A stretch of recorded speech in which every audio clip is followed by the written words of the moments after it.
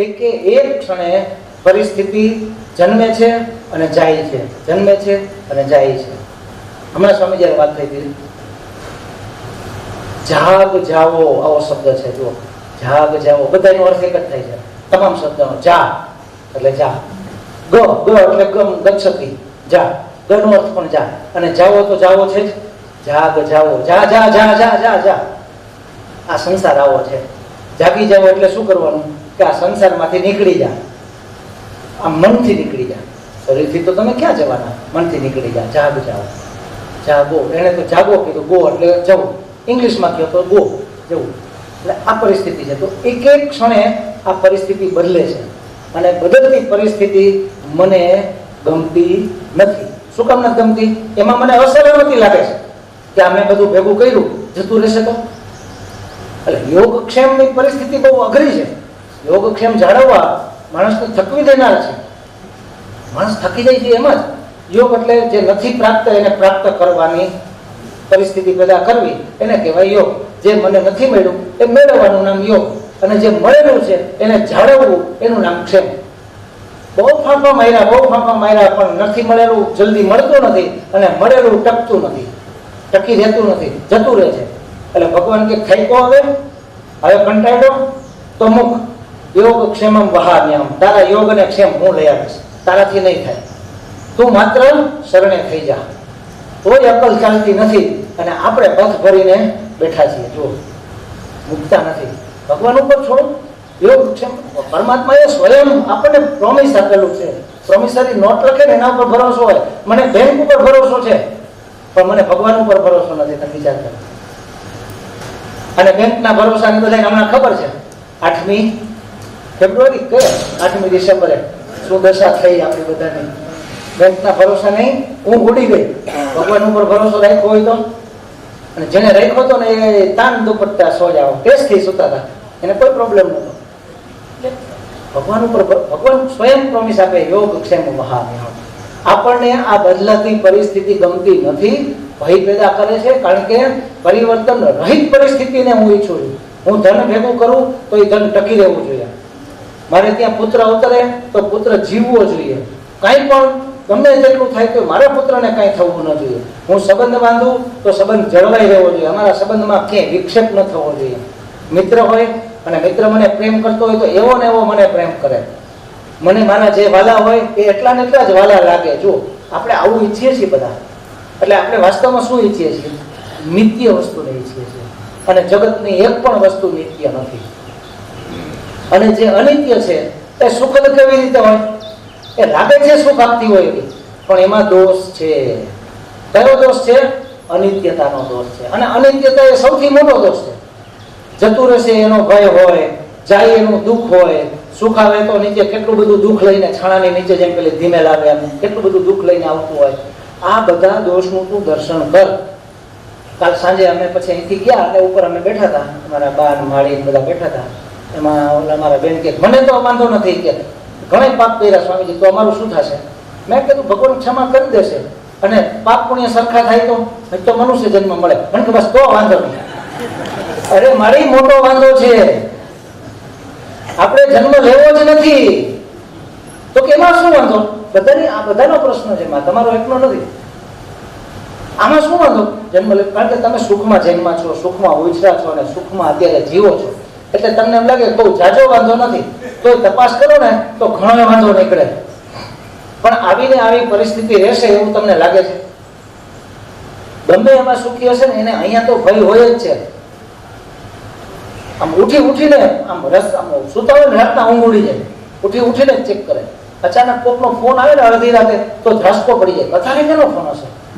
એમાં જો ગામડેથી ફોન કરે, દાદાને કઈ થઈ તો નહીં ગયું હોય ને, બાને કઈ થઈ તો નહીં ગયું, ધ્રાસકો પડી જાય, ઊંઘ ઉડી જાય ફટકરતી. રાતના 1:30 વાગે સુતા હોય ને 2:30 વાગે ફોન આવે તો ઊંઘ ક્યાં હોય જાય ખબર ન પડે. અને જો ઘરવાળા ઉઠાડે ને કે જરાક ઉઠો તો, પણ તારે શું છે? સુવા દે ને ભાઈ, હજી કલાક પહેલા તો સૂતો છું, તમારું કામ થઈ સવારે વાત કરજો, અત્યારે નહીં. પણ તમે સાંભળો કે નહીં? જરાક આમ એવા સ્વરમાં બોલ, પણ તમે સાંભળો છો કે નહીં? તમે જુઓ તો ખરા જરાક, તો ફટકાઈને બેઠા થઈ જાય. કંઈક ભયની વાત છે. દરેક માણસ સતત ભયભીત છે, કારણ કે પરિસ્થિતિ એક સમાન રહેતી નથી. ક્ષણે ક્ષણે પરિવર્તન પામતી પરિસ્થિતિ મને અસલામતીનો અનુભવ કરાવે છે અને ભયનો અનુભવ કરાવે છે. મારા યોગક્ષેમને હું ઝંખી રહ્યો છું અને એ મને પ્રાપ્ત થતા નથી. કારણ કે હું કેવું છું, આ ભયમાંથી, આ બંધનમાંથી, આ બંધન પણ છે, ભયનું એક બંધન છે મારા ઉપર, તો ભય મુક્ત અને બંધન મુક્ત નિત્ય પરિસ્થિતિની પ્રાપ્તિ હું ઝંખું છું. જો બધા, હું એટલે બધા માણસો, હું એટલે જે પોતાને હું કે છે એ બધા, મને તું તમે કહેવાની કે ઓછી છે, એટલે કાં હું કહીશ ને કાં આપણે કહીશ. એટલે જે હું કહું ત્યાં દરેકે પોતાને ભેગો સામેલ કરી લેવાનો. આપણે કહું તો સામેલ જ હોય. તો કે છે કે પરિવર્તન રહિત નિત્ય મુક્ત સ્થિતિને પ્રાપ્ત કરવા માટે મનુષ્ય ઝંખી રહ્યો છે. અને જો તમારે કાંઈ ઘટતું ખૂટતું ન હોય તો કોઈ વસ્તુની ઝંખના હોય શું કામે? એનો અર્થ એવો છે કે કંઈક ઘટે છે, કંઈક ખૂટે છે, જે છે એ બરાબર નથી, જે છે એ યોગ્ય નથી, તો ક્યાં સુખ રહ્યું? મિત્રો મળે ને અમારે ત્યાં રેસકોર્સમાં ફરતી બાજુ આમ વોકિંગ કરવા માટે ઘણા બધા મિત્રો અમારા સાઈડે જાય છે. સવારમાં 6 વાગે જાવ ને એટલે સારા સારા ઉદ્યોગપતિઓ મોટી મોટી ગાડીઓ લઈને આવે, ગાડી અહીંયા પાર્ક કરી દઈને પછી આટા મારે. તો એક દિવસ મેં એક મિત્રને કીધું, મેં કીધું તમે ગાડી લઈને જાઓ છો અને પછી 4 રાઉન્ડ મારો છો, એના કરતાં ગાડી ઘરે મૂકી દો અને તમે હાલીને જાઓ અને એક જ રાઉન્ડ મારીને પાછા ઉતાર્યો તો 6 રાઉન્ડ જેટલું થઈ જાય. પણ તો વટ ન પડે ને. હું હાલમાં જ ખાલી થોડો જાઉં છું, મારે તો વટ હોતે પાડવો હોય ને પાછો. તમારા વટ પાડવામાં કેટલું પોલ્યુશન વધે છે, કેટલું પેટ્રોલ બને છે, કેટલો બગાડ થાય છે, તમે વિચાર તો કરો.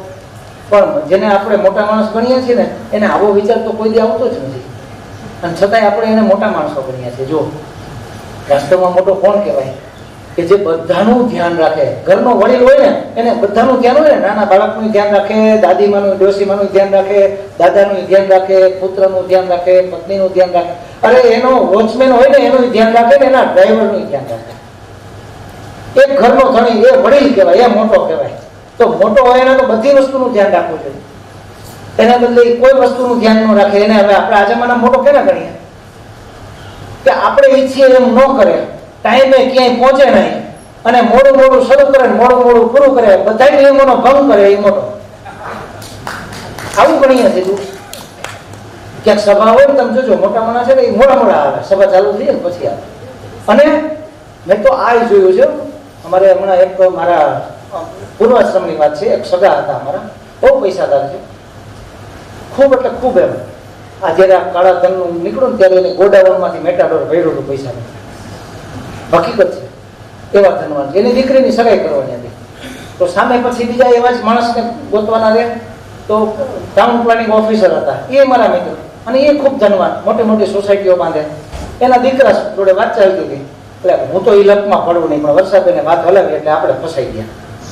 તો મને કે તમે હાજર રહેજો. મેં કીધું હાલો રહેશું. બીજું આ તો પૂર્વાશ્રમની વાત છે, ઘણા વર્ષો પહેલા. ત્યારે આવું ગમતું નહીં બહુ. એટલે આવે એટલે પેલી દીકરી આવી નાસ્તો લઈને, બધા નાસ્તાની ડીશ આપી, પછી ગ્લાસમાં ઠંડુ પીણું આપ્યું, પછી છેલ્લે આઈસ્ક્રીમ આવ્યા. તો નાસ્તો કરતા હતા એટલે નાસ્તો કરવાની શરૂઆત કરીને એટલે મેં બીજો ઉભા રહ્યો, બે પક્ષના માણસો બધા કોઈ નાસ્તો ન કરશો, હમણાં મારી વાત સાંભળો. તમે મોટા માણસ છો, તમે મોટા માણસ છો, હું માસ્તર છું, પણ એકેયની ડીશમાં એકેય વેફર વધીને તો ભલી વાર નથી. તમારે ન ખાવું હોય તો એક ડીશ બેટા વધારાની મૂકી દે, કાઢ નાખો અત્યારે. એમાં એની મોટાઈ સમજે, એઠું મૂકે ને અડધું, એમાં એની મોટાઈ સમજે. અરે અન્ન બ્રહ્મ છે, તમે એનો તિરસ્કાર કરો છો. અડધું ખાઈને મૂકી દેવું એ મોટા માણસની નિશાની. ઠંડુ પીણું પીવે ને તો આટલું બાકી રાખી દે, તો પહેલેથી ઓછું કરી નાખો, તળિયા ઝાટક કરજો. અને અમારા આમ ભત્રીજા જમાઈ થાય, જેને ઘરે જેની દીકરી હતી, એ તો આમ છપ થઈ ગયા. મને કે ના ના ના સાહેબ એવું કાંઈ વાંધો નહીં, ભલે બગડે. મેં નહીં, આ તમારું ઘર ભલે રહ્યું પણ આ બગડે નહીં ચાલે. તમે જરાય ચિંતા કરો, એ મારા જ મિત્ર છે, એને ખોટું લાગે. અને પછી રીતસર મોટી ડીશ મુકાવી બાપુ, અને બધાને થાળીમાં જેને કાઢવું હતું ને એટલું કાઢવાની છૂટ આવી. ભલે તમે એક ટુકડો જ લ્યો પણ બગાડ ન કરો, અનાજનો બગાડ ન કરો. આવું કરે એને આપણે મોટા માણસો કરીએ છીએ. બોલો એને મોટા ગણાય? મોટા થવું હોય તો બધાનું ધ્યાન રાખવું પડે. કીડીનું પણ ધ્યાન રાખવાનું અને હાથીનું પણ ધ્યાન રાખવાનું. મારી બેદરકારીથી કોઈ જીવડાને, કોઈ જંતુને, કોઈ પદાર્થને, કોઈ પરિસ્થિતિને ઈજા ન પહોંચે.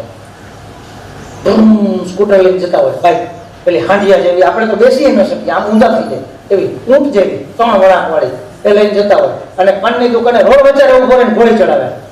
મારા 2 પાન બાંધજે. અરે ભાઈ તું સાઈડમાં લે, બસ હમણાં જવું જ છે, વાહન ટ્રાફિક જામ થઈ જાય. પણ તારે હિસાબે આ કેટલા લોકોને તકલીફ પડે તું જોતો ખરા. અને ગમે ત્યાં પાર્ક કરી દે. આપણે ઘેરે આવે તો ચપ્પલ ગમે આડાવડા પડ્યા હોય, નાના છોકરા રમતા ઠેબે ચડે બિચારા ઊંધે માથે પડે. તમે જુઓ તો ખરા કે હું જે કરું છું એ વસ્તુ કોઈને તકલીફકારક તો નથી ને. જરા આટલો વિચાર કરીને જે કરવું એ કરો. તમે ચપ્પલ ઉતારો તોય વિચારો, અને કાર પાર્ક કરો કે સ્કૂટર પાર્ક કરો તોય વિચારો. પહેલે જ દિવસે જાહેરાત કર્યો કે ફલાણા નંબરની ગાડી કેની છે, નડે છે. શું આબરૂ રહી આપણી ગાડીની આવી જાહેરાત થઈ? આ કુંડળીમાં પાણી ભરીને ડૂબી મળવું જોઈએ. આપણને એટલી અકલ ન ચાલે કે મારી ગાડી કોઈને નડવી ન જોઈએ. પણ મોટા માણસ હોય ને એને તો ગમે એ કરવાની છૂટ હોય.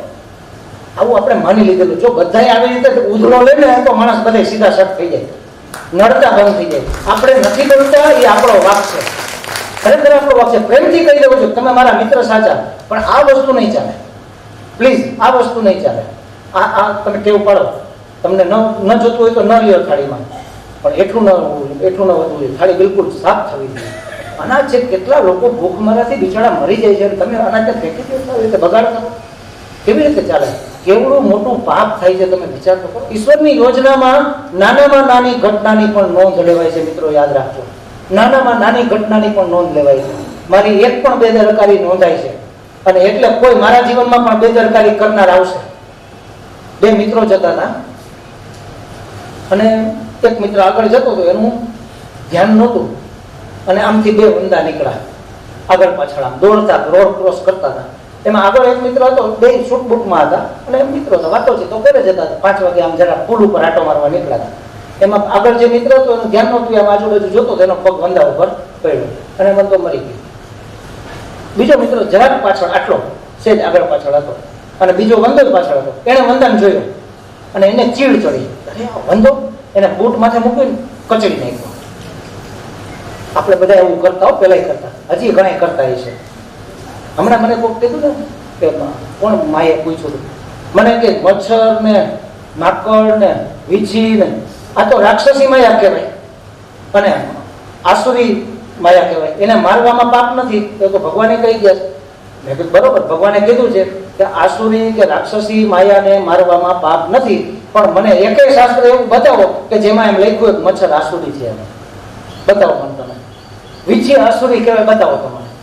આસુરી તો તમારી અંદર છે, કામ, ક્રોધ, લોભ, મોહ. ગીતાજીમાં ભગવાને રાડું પાડી પાડીને કીધું છે કે આ આસુરી સંપત્તિને કાઢ અને દૈવી સંપત્તિને બોલાવ. આપણે એને માકડ મચ્છરમાં મૂકી દીધી. માકડ મચ્છરનો શું દોષ છે? કાલે આપણે માકડ બનવાના જ છીએ, મચ્છર બનવાના જ છીએ. આપણે ધંધા એવા જ કર્યા છે. એમાં ભલે આપણે જે ઈચ્છાઓ કરી ભગવાન બધી પૂરી જ કરે છે, બધી પૂરી કરે છે. અત્યારે અમેરિકાનો બહુ ક્રેઝ છે ને બાપુ, અમેરિકા જવું જોઈએ. હવે 60 વર્ષની ઉંમર થઈ તો હજી ઈચ્છા જાય નહીં. અમેરિકામાં મજા છે. મારા કાકાનો દીકરો છે, ભાઈના વેવાઈ છે, દીકરા છે, કેવા સુખી છે, કેટલું કમાણા. અમેરિકા જવું જોઈએ. એ પણ અમેરિકામાં રહીને તો મજા આવે. આમ કરતા કરતા જીવ નીકળી ગયા. અમેરિકા જવાનું રહી ગયું. ભગવાને ઠીક માની દીધું કે તારે અમેરિકા જવાનું છે, બરાબર, ઓકે, તારી અરજી મંજૂર, તારો જન્મ અમેરિકામાં હું કરીશ.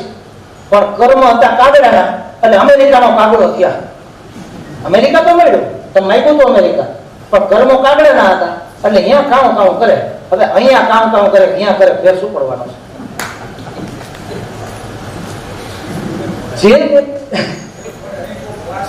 અહીંયા તો વાસ લાગે, અહીંયા તો વાસ ન આવે, એ ભાગમાં ન આવે. સાચી વાત છે, બરોબર વાત છે. એટલે કહેવાનો અર્થ છે કે મોટા માણસ તો મોટા તો એને જ કહેવાય કે જે જગતની એકે એક જીવ, જંતુ, પશુ, પંક્ષી, વનસ્પતિ, ઇવન નિર્જીવ વસ્તુ પણ એનું પણ ધ્યાન રાખે, એને મોટો માણસ કહેવાય. મારા એક મિત્ર હતા. આ બધી વસ્તુ જીવનમાં બહુ ઉપયોગી છે. જોજો, આ આવું શાસ્ત્રમાં નથી લખ્યું. હું તમને જે ભણાવું છું એમાં જુદું લખ્યું છે, પણ એનું હું ગુજરાતી કરીને તમને કહું છું. આપણે એમ કહીએ ગુજરાતી ભાષામાં, આ સમજાય એવી ભાષામાં કહું છું. બાબુભાઈ તલસાણિયા, નામ ચોક તમને કહું, રાજકોટમાં છે, મિસ્ત્રી છે, મારા મિત્ર છે, ઓશોના સંન્યાસી છે અને બહુ ધાર્મિક છે. એમના ફાધર એ પણ બહુ સારા મિસ્ત્રી હતા, ટેકનિકલ માણસ. મિસ્ત્રીનું મગજ ટેકનિકલ હોય. એટલે અમુક સમય થયો, છોકરાઓ કામ ધંધે ચડી ગયા, એટલે છોકરાને બોલાવ્યા, કીધું જો ભાઈ હવે ધંધો તમે સાંભળો, હું હવે ભગવાનનું નામ લેવાનું વિચારું છું. તો કે હા બાપુજી, કાંઈ વાંધો નહીં, અમે સંભાળશું, એમાં શું. તો બીજે દિવસે સવારે સાયકલ લઈને ઉપડ્યા આજી ડેમે. ડેમના કિનારે પેલી વનસ્પતિ ઉગે ને પાઇન, છૈયા આપણે કહી છીએ, એ પાઇન આટલી કે પૂરો વાળી સાયકલમાં ભારો બાંધીને લઈ આવ્યા અને ચડી ગયા અગાસીમાં. અગાસીમાં સીડી રૂમ હોય ને એનો આમ ખૂણો ખાંચો પડતો હતો, એટલે એમાં માથે લાકડા નાખી અને ઝૂંપડી બનાવી. પોતાનો પલંગ નીચેથી ખાટલો ઉપર લઈ ગયા. એ જમાનામાં તો પલંગ નહોતા, ખાટલા હતા. ખાટલો લઈ ગયા, ગાદલું લઈ ગયા, ગોદડું લઈ ગયા, ઓસીકું લઈ ગયા. એક પાણીની માટલી કુંભારની નવી લઈ આવ્યા, પાણીની માટલી ભરી દીધી. એક લાંબી દોરી લઈ આવ્યા, દોરીમાં ઘંટડી ટીંગાડીને નીચે સુધી અને દોરીનો છેડો ઉપર, અને કહી દીધું કે કાલથી હવે હું નીચે ઉતરીશ નહીં. મારો આ દેહ છે ત્યાં સુધી હું નીચે ઉતરીશ નહીં. કોઈ પણ સગા વાલા આવે તો મને મળવા માટેનો પ્રયત્ન ન કરે. હું હવે નથી એમ માની લ્યો. અને યોગ વશિષ્ઠ લઈને ઉપર ચડી ગયા. જીવા ત્યાં સુધી યોગ વશિષ્ઠ વાંચ્યું, પણ અંતે બાપુ એની સ્થિતિ કેવી હતી તમને કહું. કણ કણમાં જાણે કે ભગવાન એને દેખાતા હોય એવી સ્થિતિ હતી. વાંચીને થાકી જાય ને એટલે ચશ્મા મૂકે. ભાઈ ચશ્મા, તમે મને બહુ મદદ કરી, તમારા ખૂબ ધન્યવાદ. હવે તમે આરામ કરો, હું પણ થોડી વાર આરામ કરું. બોલો, પોતાના ચપ્પલ આને વાતો કરે, સુતા હોય ઉઠીને ઓશિકાને હાથ કરે. અરે ભાઈ, તે આ 10 શેરિયાનો વજન 1.5 કલાક સુધી સહન કર્યો. ધન્યવાદ છે તને, તારો તો મારા ઉપર અનંત ઉપકાર છે. ઓશિકાને હાથ ફેરવે.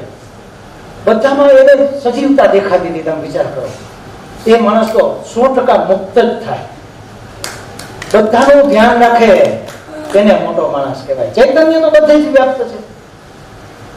તમે જાઓ, તમને ખીચ ચડી. આપણે નાના અત્યારે આવું કરતા, સ્કૂલેથી કંઈક માસ્તરે બરોબરના પદોડા હોય ને, કંઈક વાકમાં આવ્યા બરોબરના પદોડા હોય ને, એટલે ઘરે જઈને નારાજ થતા હતા. દફતરનો ઘા કરીએ, ચપ્પલ આમથી આમ ઉડાડીએ, એક આમ ઉડાડીએ, અને દરવાજો ભણ દઈને બંધ કરીએ, ધણી દઈને.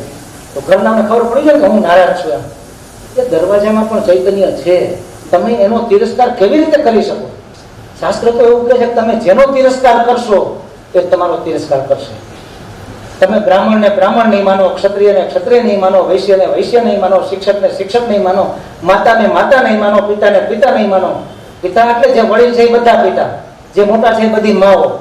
એનામાં માતૃદ્રષ્ટિ નહીં કરો તો એ પણ તમને નહીં માને, એ પણ તમારો સ્વીકાર નહીં કરે. તો આ આખું જગત તમને, તમારે શું જોઈએ છે? પ્રેમ જોઈએ છે ને. કેની પાસેથી? જગતના કોણે કોણ પાસેથી મારે પ્રેમ જોઈએ છે. તો આપો, તો આપો. પ્રેમ માગવાથી મળવાનો જ નથી. કાલે આપણે જોયું ને, આપવાથી મળવાનો છે. તમે તમારા દરવાજાને પણ પ્રેમ કરો, તમારા ચપ્પલને પણ પ્રેમ કરો. આમ ઉડાડીને ફેંકી દેવો એ તો તમે એનો તિરસ્કાર કર્યો. તો એ તમારા પગમાં તિરસ્કાર પૂર્વક, એ તો બિચારા નિર્જીવ છે એટલે રહેશે તો ખરા, પણ તિરસ્કાર પૂર્વક રહેશે. તમને એનું સુખ નહીં થાય, તમને એની ફિલિંગ નહીં આવે તમારા પગના તળિયામાં. અને જો તમે એને પ્રેમ કરશો તો પછી તમે જુઓ એ ચપ્પલની પણ ફિલિંગ તમને આવશે, એની પણ ફિલિંગ આવશે. કારણ કે જે છે, જ્યાં છે, જેવું છે, પરમાત્મા પોતે છે. ભલે ચપ્પલ સ્વરૂપે હોય, ભલે પથ્થર સ્વરૂપે હોય.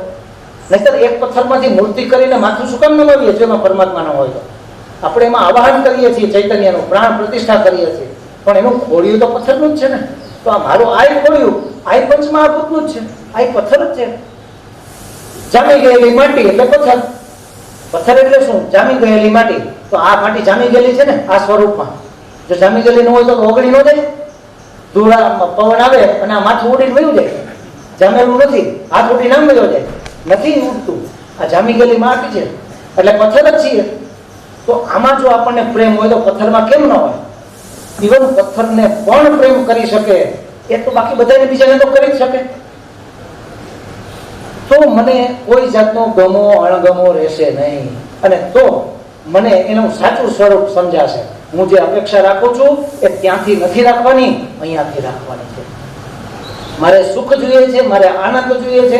એ આનંદ, એ સુખ જો હું વિષયમાંથી નીચોવી લેવા માટેનો પ્રયત્ન કરીશ તો દુઃખ પ્રાપ્ત થશે. અને જો મારે જે સુખ જોઈએ છે, નિત્ય સુખ, જે નિત્ય આનંદ જોઈએ છે, એ હું એના ઉપર સ્પ્રેડ કરવાનો, એના ઉપર છાંટવાનો પ્રયત્ન કરીશ તો એ અખંડ સુખ થશે. અહીંયા તો હતું જ હતું, હવે તો બારે બધે પ્રસરી ગયું. એક બોટલની અંદર અત્તર ભરેલું હોય તો બોટલમાં તો ખુશ્બુ હોય જ હોય, પણ એનો સ્પ્રે કરીએ તો વાતાવરણ પણ મગમગી ઉઠે. તમારી પાસે ભગવાને એવું અત્તર અંદર આપેલું છે, પ્રેમ રૂપી અત્તર, છાંટો જેટલું છંટાય એટલું, તો તમને ક્યાંય દુઃખ જોવા નહીં મળે. જો બહારથી લેવા જશો ભવ સુખે દોષાનુસંધિ. ભવ એટલે જગત પાસેથી સુખની અપેક્ષા રાખશો, સુખ લેવા માટે, એને દોઈ લેવા માટે પ્રયત્ન કરશો તો દુઃખ જ દુઃખ છે. માણસો પણ બધાને નીચોવી લેવા માંગતા ઘણા હોય ને, ક્યારે ધ્યાન રાખજો કે એને તારા સંબંધ છે ને, બહુ કાબો માણસ છે, તને નીચોવી લેશે, લૂછીને ફેંકી દેશે, તને તારો ઉપયોગ કરીને ફેંકી દેશે, પછી તું કોણ ને હું કોણ ઓળખશે નહીં. આપણને એમ થાય કે માણસ મને છેતરી ગયો દાખલા તરીકે. પણ મિત્રો વિશ્વાસ રાખજો, આ જગતમાં ઈશ્વરની એવી યોજના છે, કોઈ માણસ કોઈને છેતરી શકે જ નહીં, ઇમ્પોસિબલ વસ્તુ. પણ સ્વામીજી તમે વાત કરો છો ને, મને મહિનામાં નથી આવતી. અમારે જો આ કાપડના વેપારી છે ને, અને આવું અમારી યારે છેતરપિંડી કરી, એ છેતરપિંડી નથી. એ મેં કરેલા કર્મનો બદલો આપ્યો છે. મેં એને પૂર્વજન્મમાં છેતરેલા હતા એટલે મેં હમણાં પેલું એક ઉદાહરણ આપ્યું ને, પેલા બંદાને કચડી નાખ્યો. હવે એનું પરિણામ શું આવે ખબર છે? એક મિત્રના પગમાં વંદો આવી ગયો અને મરી ગયો. બીજા મિત્રએ ચીડપૂર્વક એને કચડી નાખ્યો. બીજા જન્મમાં એ બંને મિત્રોને એ ઘટનાનું ફળ મળે. પણ કેવું મળે? મળે તો ખરા, અજાણતા કર્યું હોય તો. કોઈ એમ કે સ્વામીજી અજાણતા પાપ થઈ જાય તો એ પાપ લાગે, દુઃખ થાય, એનું દુઃખ ભોગવવું પડે. હું તમને ઉદાહરણ આપું. અજાણતા, સાવ અજાણતા તમે અગ્નિમાં હાથ નાખો તો દાજીએ કે નો દાજીએ? અગ્નિને આપણે ફરિયાદ કરવી જોઈએ ને કે ભાઈ તને એટલી ખબર નથી પડતી, અજાણતા મેં તો હાથ નાખ્યો હતો, જાણી જોઈને નાખો તો જાણ બરોબર છે, અજાણતા નાખે થોડું દાજવો જોઈએ. પાપનું આવું છે, અજાણતા કરો તો પરિણામ તો પ્રાપ્ત થાય જ. એટલે એ બે મિત્રોનો બીજો જન્મ થયો. એક ગામની અંદર એનો જન્મ થયો. ગામના જિલ્લાના છેવાડાનું ગામ, બહુ એજ્યુકેટેડ નહીં એવું ગામ. હવે જે પેલો મિત્ર જેનો પગ ભૂલથી આવી ગયો હતો, એ અંત્યજને ઘેરે જન્મ, એક મજૂરની ઘેરે એનો જન્મ થયો. ભૂલથી જેનો પગ આવી ગયો હતો એના કર્મો એવા હશે. અને બીજો જેને જાણી જોઈને કચડી નાખ્યો હતો એનો સરપંચની ઘેરે જન્મ થયો. પણ એના કર્મો બીજા સારા હતા એટલે સરપંચની ઘેરે જન્મ થયો. પછી એક દિવસ એ કર્મનું ફળ એને મળવાનું હતું એટલે પેલો મિત્ર આમ પાછળથી આવ્યો અને એનું કોઈ કે અપમાન કર્યું. એટલે મજૂરનો દીકરો હતો, એને તો બધા દરરોજ અપમાન કરતા જ હોય ને, એટલે એને કઈ કેવું દુઃખ લાગે? બહુ દુઃખ ન લાગે ને. જેમ આપણો માળી હોય, સ્વીપર હોય, એને આપણે તુંકારે બોલાવીએ તો એને કઈ થાય? પણ સ્વામીજીને તુંકારે બોલાવીએ તો એને તો હાડો હાડ વેરવી જાય ને, અરે આ માણસે મને શું કીધું? એમ થાય કે આ ધરતી જગ્યા આપે તો સમય જાય. એમ પેલા સરપંચના છોકરાનું અપમાન કર્યું અને પેલા મજૂરના છોકરાનું કોઈકે અપમાન કર્યું તો કેને વધુ પીડા થઈ? પેલા સરપંચના છોકરા, અરે હું સરપંચનો દીકરો અને મને કોઈ તું ન કહે, અને અમારી બાજુ તો દરબારું ને તો તમે જ કહેવું પડે, પછી આવડા કોઈ ને તો ભાજ કહેવું પડે, તમે જ કહેવું પડે, તું ન કહી શકાય તો અપમાન લાગે. એટલે એવી રીત છે, સારી વસ્તુ છે, ખરેખર સારી વસ્તુ. અને એને તું કીધું તો એને એમ થઈ ગયું કે આ બજાર વચારે, ચોરાની વચારે આટલા માણસોની વચ્ચે મારું અપમાન કર્યું, આ ધરતી જગ્યા આપે તો સમય જાવ. એટલું દુઃખ થયું. એ માણસને 2 દી સુધી ઊંઘ ન આવી, 3 દી સુધી ખાવાનું ન પાયું, અને ઓલા છોકરાને કાંઈ નહીં, ખખેરી નાણતો થઈ ગયો. અજાણતા પાપ કર્યું હતું, એનું ફળ તો આવ્યું, પણ એ ફળ એને ઝાઝી પીડા આપે, અને જાણતા જે પાપ કર્યું હતું એ ફળ એને ખૂબ પીડા આપે, ભલે એક જ સરખું કર્મ હોય. તો એવી રીતે અજાણતા આપણાથી થઈ જાય તો ફળ તો આવે, પણ એની કંઈ બહુ ઝાઝી પીડા ન થાય, એટલે બહુ ચિંતા ન કરવી. પણ બેદરકારી રાખીએ એ દોષ છે. આપણે કાળજી રાખીએ, બધી કાળજી રાખીએ, છતાંય થઈ જાય તો ફળ આવશે, પણ હળવું આવશે. પણ હવે આપણે એમ કે હવે હશે એના નસીબમાં થઈ ગયું એવું નહીં. આપણે ભગવાનને પ્રાર્થના કરવાની, હે ભગવાન, કોઈના દુઃખનું, કોઈની પીડાનું, કોઈના મૃત્યુનું તું મને નિમિત્ત ન બનાવીશ. એ આ વખતે મેં બહુ ધ્યાન રાખ્યું તોય થઈ ગયું, પણ આવું નિમિત્તે તું મને આપે કે એના એ નિમિત્તે એનું મોત હશે, ભલે હોય, પણ મને નિમિત્ત ન બનાવીશ. બીજા કેટલાય છે નિમિત્ત બનવા રેડી બેઠા છે, એ ભગવાન આપણા ગોતી લેશે, આપણે છૂટી જશે. તો ભવ સુખે દોષાનુસંધિયતા, ભવ સુખની અંદર એટલે કે જગત પાસેથી તને જે પ્રેમની, જે સુખની, જે આનંદની અપેક્ષા છે, તો એ આનંદ દુઃખ સાથે જ તારી પાસે આવશે. સમજી લે, બરોબર સમજી લે. દુનિયા પાસેથી તું જે અપેક્ષા રાખીશ એ દુઃખ સાથે. અને એક વસ્તુ તમને કહું, કોઈ વસ્તુ મફત આ જગતમાં મળતી જ નથી. સમજો, કોઈ વસ્તુ આ જગતમાં મફત મળતી નથી, એની કિંમત ચૂકવવી પડે છે. અને આપણને એટલી અકલ નથી કે કિંમત આપણે કેટલી બધી ચૂકવીએ છીએ. આટલી વસ્તુની આટલી બધી કિંમત ચૂકવીએ છીએ, અને તો એ પાછી રાજી થાય. કે મને જો આ મળ્યું, પણ કેટલા હું ભાવે મળ્યું જોતો ખરા તો. અમે અને વસ્તુ હંમેશા ગમે એ વસ્તુ તમે બજારમાં, મેં કાલે અહીંયા દાખલો એક આપ્યો હતો કે તમે બાપુ 1 કિલો સાકર લેવા જાઓ બજારમાં, પૂછો ભાઈ શું ભાવ છે સાકરનો, તો કે 50 રૂપિયા કિલો. આ 50 રૂપિયા લાવો 1 કિલો સાકર. હવે જો 50 રૂપિયા કિલો સાકર હોય વાસ્તવમાં, તો વેપારી તમને 50 માં દે 55 માં દે. એને ઘરે બે છોકરા હોય ને, એ વાસ્તવમાં સાકર 50 ની કિલો નથી, પણ તમને આપે 50 ની જ કિલો, એ 45 ની કિલો હોય. તો 5 રૂપિયા તમે કિંમત વધુ ચૂકવી કે તમે માલ વધુ લીધો? શું કર્યું? કિંમત વધુ ચૂકવી. ગમે તે વસ્તુ આ જગતમાંથી તમે પ્રાપ્ત કરો, એ વસ્તુના પ્રમાણમાં તમે ચૂકવણું વધુ કરો છો. જો હંમેશા ક્યાંયથી પણ વસ્તુ પ્રાપ્ત કરવાની અપેક્ષા રાખો તો આપણે છેતરાઈએ છીએ. પ્રેમ પ્રાપ્ત કરવાની અપેક્ષા રાખો તોય છેતરાઈએ છીએ. અને આપવા જાવ તો આપનાર હંમેશા વેપારી આપે ને તમને વસ્તુ, તો આપનાર આપણે નફો કરવો છે કે નુકસાન કરવું છે? બસ આપો. જો નફામાં રહેવું હોય તો આપો. એટલો બધો નફો થશે કે તમે એની કલ્પના નહીં કરી શકો. મેં પહેલા દિવસે કીધું હતું, તમે નોકરી કરો છો, તમે ધંધો કરો છો, તમે કાંઈ વાંધો નહીં. 10,000ની નોકરી છે, 40-50,000નું કામ કરો.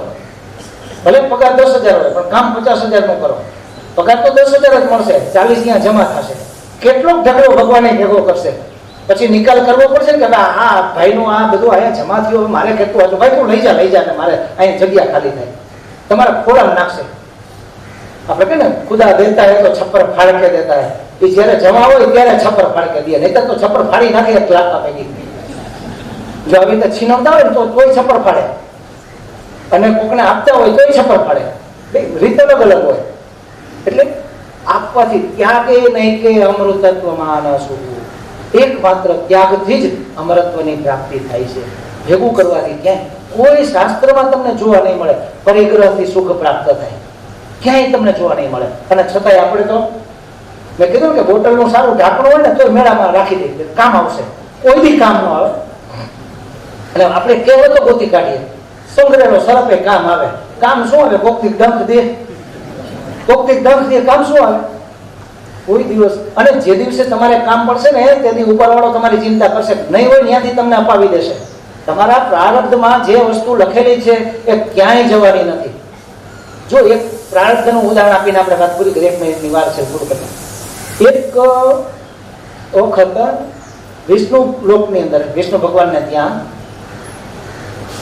યમરાજા મળવા માટે આવ્યા. કંઈક કામ હશે તો ભાઈ એની સરકાર છે, કંઈક નિર્ણય લેવાના હોય તો જરા પ્રાઇમ મિનિસ્ટરને મળવું પડે. આવ્યા એટલે પગથિયા ચડતા હતા ને, એમાં પગથિયા ઉપર 2 પિલોર, અને એક પિલોર ઉપર ભગવાનનું વાહન ગરુડ બેઠું હતું, અને બીજા પિલોર ઉપર ફૂલ ફ્લાવર પોટ રાખેલો હતો, ફૂલ ઉગાડેલા હતા આવા. અને આમ પગથિયા ચડવાનું શરૂ કર્યું યમરાજાએ. 2 પગથિયા ચડીને પાછા વળ્યા, અને આ પિલોરે જોયું, અરે આ કીડી અહીંયા ક્યાંથી? જોયું ઈશ્વરની લીલા છે ભાઈ. જતા કીડીએ જોયું કે જમની નજર પડી, મરી ગયા. જમની નજર પડી એટલે હવે બચાય નહીં. એ તો મહિની ચોથા આંસુએ રડવા, અરે રે મરી ગઈ રે બાપલિયા રે, મને કોઈ બચાવો રે, મારા ઉપર જમની નજર પડી ગઈ, હવે મારું શું થશે? ગરુડ જો બેન કેમ શું કામ તું રડે એટલી બધી? તો કે આ જમની નજર પડી ગઈ, હમણાં બહાર નીકળશે ને એટલે મને તો લઈ જ જાય. અરે તને શું લઈ જાય, હું બેઠો છું ને. અરે એમાં કોઈનું ચાલતું નથી. ગરુડ તમને નથી ખબર, જમરાજ તો બહુ નિષ્ઠુર છે. તું એક કામ કર, હું ચાંચ ખોલું, મારા મોઢામાં બેસી જા, અને પછી હું બંધ કરી દઉં, અને પછી હું ઉડી અને તને 7મા બેડ ઉપર મૂકી આવું. પછી કોણ તને હાથ અડાડવાનો છે? કારણ કે ઉપર બેસે તો ગરુડની ગતિ બહુ હોય, કીડી ઉડીને દરિયામાં પડી જાય. એટલે મોઢામાં દાબલીમાં બેસાડી દીધી, અને ઉડીને ક્યાંય ના ક્યાંય 7મા બેડની અંદર, આપણે 7 પેલા છે ને ખંડ, 7મા ખંડમાં એક બેડ ઉપર કીડીને ગરુડ મૂકી આવ્યા. જમરાજા બહાર નીકળ્યા, જોયો આમ ગોતે, એટલે ગરુડ રાજા હસવા માંડ્યા, ખડખડાટ, ન મળે તમને, હવે તમને ન મળે. તો કે ક્યાં ગયો? તો કે એને હું ફલાણા બેટ ઉપર મૂક્યા. હા, તને વિચાર, એટલે મને એ વિચાર આવતો હતો કે 5 મિનિટ પછી આ કીડીનો મૃત્યુ એ 7મા ખંડ ઉપર છે, અને કીડી અહીંથી અહીંયા પહોંચશે કેમ? આ ભગવાનની લીલા છે, હશે એ થશે. જો ઈશ્વરની યોજના હતી, એ કીડીને ગરુડ ખુદ લઈને મૂકી, કીડી પોતે કીડીએ અરજી કરી મને મૂકી જાય, કારણ કે અહીંયા એનો મૃત્યુ લખેલું હતું. કે જે વસ્તુ પ્રાપ્ત થવાની છે કોઈના બાપની તાકાત નથી કે એને પ્રાપ્ત થતી અટકાવી શકે, અને જે વસ્તુ મળવાની નથી એ કોઈની ત્રેવડ નથી કે એને પ્રાપ્ત કરી શકે. શું કામે પકડી રાખવું? ત્યાગે નહીં કે અમૃતત્વમાં આવે છે. આના વિશેની વધારે વાતો આપણે બપોરના ક્લાસમાં. ઓમ પૂર્ણમદ પૂર્ણમિદં પૂર્ણાત પૂર્ણમુદચ્યતે પૂર્ણસ્ય પૂર્ણમાદાય પૂર્ણમેવાવશિષ્યતે. ઓમ શાંતિ શાંતિ શાંતિ. હરિ ઓમ. શ્રી ગુરુભ્યો નમઃ. હરિ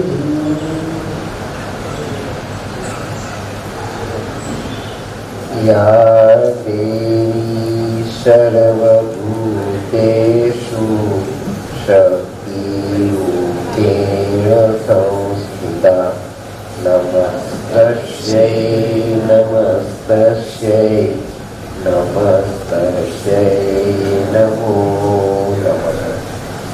યા દેવી સર્વભૂતેષુ માતૃરૂપેણ સંસ્થિતા નમસ્તસ્યૈ નમસ્તસ્યૈ નમસ્તસ્યૈ નમો નમઃ.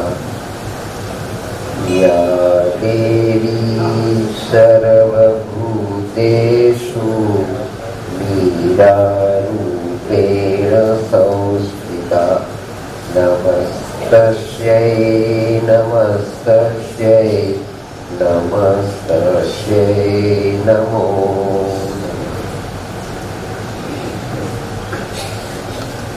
પૂજ્યમાં ભગવતી પૂજ્ય શ્રી અરવિંદ આપણા પતિત પાવન પ્રતિષ્ઠાનના અધ્યક્ષ એવા શ્રોત્રિય ઋષિ પુરુષ પૂજ્ય સ્વામીજી,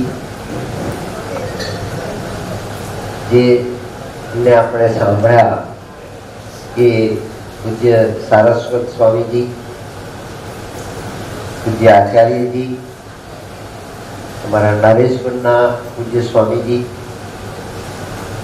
પરમ શ્રોત્રિય અને સારસ્વત મારા આત્મીય સ્વજન પરમ આદરણીય રૂપસિંહભાઈ,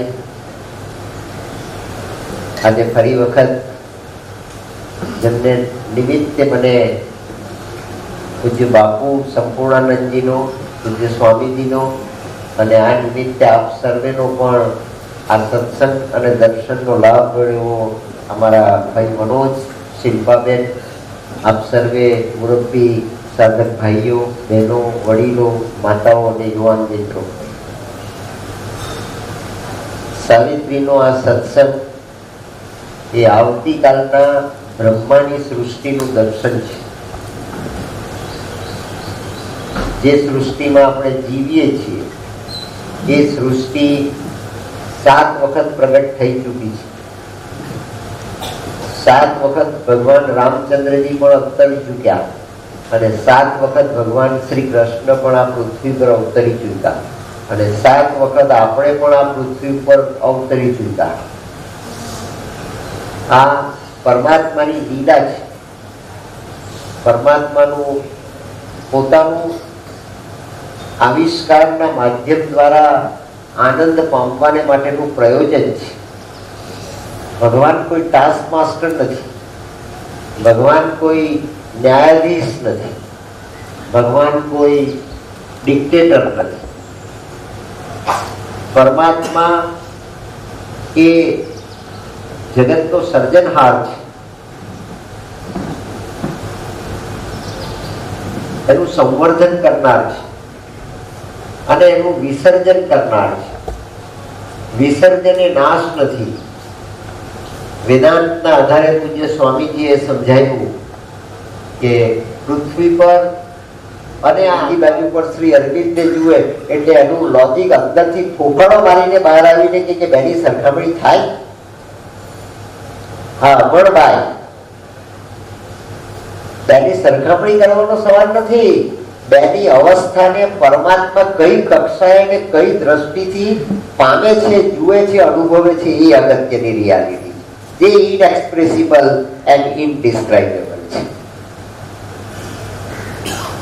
કોઈ માનવ નાનો નથી, કોઈ મોટો નથી, કોઈ જીવ નાનો નથી, કોઈ જીવ મોટો નથી. બધા જ પરમાત્માના પાર્ષદ છે, પરમાત્માની આકૃતિ છે, પરમાત્માનું અનુસંધાન છે. અને એ એક છેડો તે ફેધમલેસ ઝીરો ઓક્યુપાઇડ ધી વર્લ્ડ, અને જે બીજો છેડો છે એ આપણી બધાની એકોહમ બહુશ્યામની આ વિવિધ પ્રકારની આકૃતિઓ ધરાવતી સૃષ્ટિ. એને બિંબ અને પ્રતિબિંબના માધ્યમ દ્વારા ન જાણી શકાય, એને ન પામી શકાય. આઈન્સ્ટાઈન લખે કે આપણા સ્વરૂપના દર્શન કરવા હોય તો બે જ રસ્તા, મેં આપણે એ વાત પણ કરી છે, પણ આ વાતની સાથે આ વાતને જોડવી પડે. આપણા સ્વરૂપને જાણી શકાય, પરમાત્માની ટેકનોલોજીને જાણી શકાય, પરમાત્માની જ્યોમેટ્રીને પામી શકાય, પણ ક્યારે? કે આપણે અરીસાની સામે જવું પડે અથવા અરીસાને આપણી પાસે લાવવું પડે. તો અરીસાની સામે જવાની આપણી યાત્રા, એ યાત્રાનું નામ એસેન્ટ, અને અરીસાને આપણી પાસે લાવવાની યાત્રા, તેનું નામ ડિસેન્ટ. શ્રી અરવિંદના યોગના બે સોપાન છે, એક એસેન્ટ અને બીજું ડિસેન્ટ. અને જે ડિસેન્ટ છે એ પૃથ્વીને પાટલે શ્રી અરવિંદે પહેલી વખત કરાયું Swami, first time ever in the history of the existence. કેમ કે ભગવાન કૃષ્ણનો સંકલ્પ છે, આકાશાત પતિતમ તોયમ યથા ગચ્છતિ સાગરમ સર્વદેવ નમસ્કારઃ કેશવમ પ્રતિગચ્છતિ.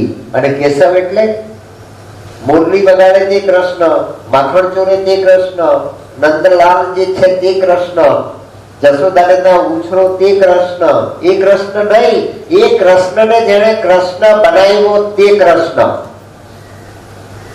રામને જેણે રામ બનાવ્યો, કૃષ્ણને જેણે કૃષ્ણ બનાવ્યો, પરશુરામને જેણે પરશુરામ બનાવ્યા તે કૃષ્ણ. આ કૃષ્ણ તો ત્રિજ્યા છે, સર્વશ્રેષ્ઠ ત્રિજ્યા છે. આ રામ તો ત્રિજ્યા છે, સર્વશ્રેષ્ઠ ત્રિજ્યા છે. રામને રામ બનાવ્યા, કૃષ્ણને કૃષ્ણ બનાવ્યા, મહાવીરને મહાવીર બનાવ્યા, બુદ્ધને બુદ્ધ બનાવ્યા, આર્કિમિડીસને આર્કિમિડીસ બનાવ્યો, સ્વામી રામતીર્થને સ્વામી રામતીર્થ બનાવ્યા, આપણા સ્વામીજીને પૂર્વાશ્રમના ઘડિયાળ રિપેર કરનાર કારીગરને તમારો ને મારો ટાઈમ રિપેર કરવાને માટે આ યોગી બનાવ્યા. એ કૃષ્ણ, એ કૃષ્ણ. વાર્તા નથી, વાર્તા નથી, રિયાલિટી છે, જેને શ્રી અરવિંદે ડી ફેક્ટો રિયાલિટી કરી.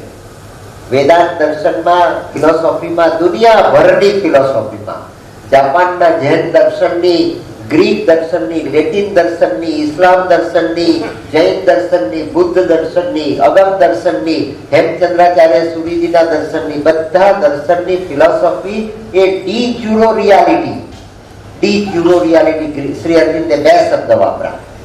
લખીને તમે ચકાસીને સદીઓથી લખતા જાઓ.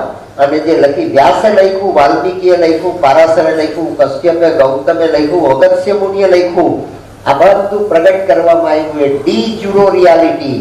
પણ ડી ફેક્ટો રિયાલિટી એ પરબ્રહ્મ તત્વ જે સ્વામીજી બ્રહ્મ તરીકે સમજાવે છે તે તત્વ, એ ડી ફેક્ટો રિયાલિટી જે એકમાત્ર અસ્તિત્વ ધરાવે છે, એક મેવાદ્વિતીયમ. અને એ તત્વ પરમાત્માએ આપણને ચેતના તરીકે આપ્યું છે, જેને શ્રી અરવિંદ કોન્શિયસનેસ કહે છે. અને કોન્શિયસનેસ એ ઝીરો ડેન્સિટીની મેટર છે, એ ઝીરો ડેન્સિટીની મેટર છે. જેની ડેન્સિટી વધારે એની વેલોસિટી ઓછી, જેની ડેન્સિટી ઓછી એની જ વેલોસિટી વધારે. અને સૌથી ઓછી ડેન્સિટી ઇલેક્ટ્રિસિટીની છે, લાઇટની છે, સૂર્યના પ્રકાશની છે, કે 1 સેકન્ડમાં 1,86,000 માઇલની ગતિ કરે. તો એના કરતા વધારે ગતિશીલ કઈ જીવ છે કે કેમ, અસ્તિત્વ ધરાવે છે કે કેમ?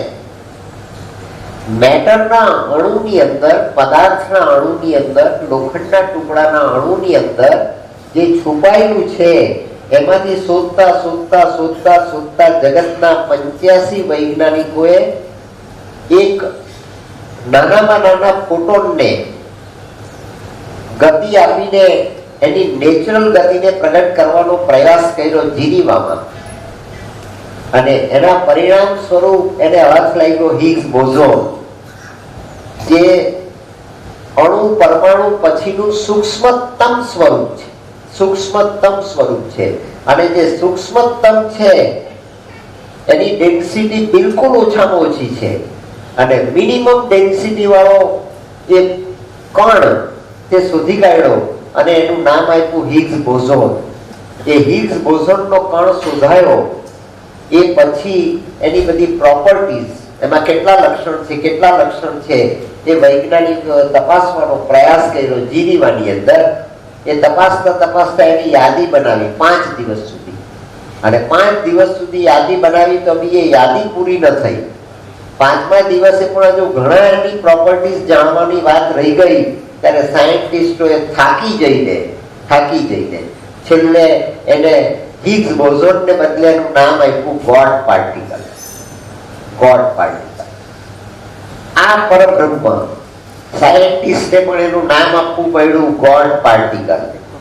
ગોડ એનો ઈશ્વર, પેગમ્બર એ ઇસ્લામનો ઈશ્વર, ભગવાને આપણો ઈશ્વર, આતસ બેરામ એ પારસીઓનો ઈશ્વર. પણ જે છે ત્યાં એક જ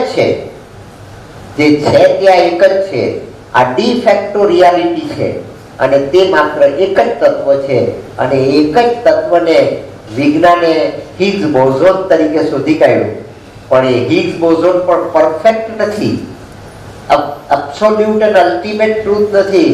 હજુ હિગ્સ બોઝોન પછી ઘણી ગતિ કરવાની બાકી છે. પણ હિગ્સ બોઝોન એ સૂર્યનો પ્રકાશ અને પરમાત્માની જ્યોતિ, જેને શ્રી અરવિંદે પોતાના નૂતના ગાયત્રી મંત્રમાં ઓમ તત્ સવિતુર વરમ રૂપમ જ્યોતિઃ પરસ્ય ધીમહિ યજ્ઞઃ સત્યેન દીપયેત, એમાં વરમ રૂપમ જ્યોતિ કહ્યું. વરમ, અને વરમ એટલે પરમ, વરમ એટલે સર્વશ્રેષ્ઠ, વરમ એટલે અલ્ટિમેટ. તપસો માં જ્યોતિર્ગમય ઋષિ મુનિઓએ જે કહ્યું એ જ્યોતિ, એ વરમ, એ પરમ, જે કહો તેને જે નામ આપો, તેને નામ ન પણ આપો તો પણ એના અસ્તિત્વમાં કોઈ ફેર પડતો નથી.